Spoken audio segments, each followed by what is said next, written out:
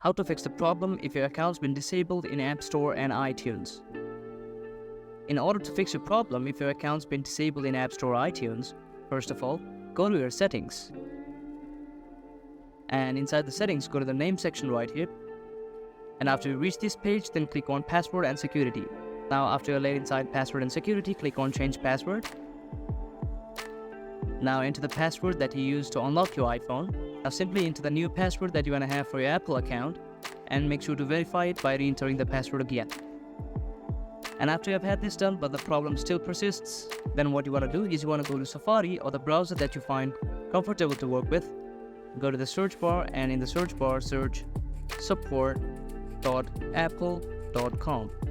And after you led to this page, click on the phone icon right here.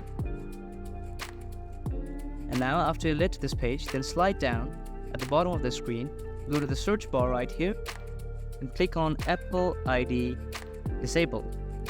Now after you've been led to this page, after you enter your problem right here, click on Contact Apple Support. What you need to do is sign into your Apple ID. Previously, remember that you changed your password, so enter that password and sign into your Apple ID. Or if you don't have an Apple ID, then click on Get Started. Now after you've done that, then make sure you create your Apple ID. That should pretty much fix your problem of account being disabled in App Store and iTunes. So that's it. Hopefully you found this video helpful. Thank you very much.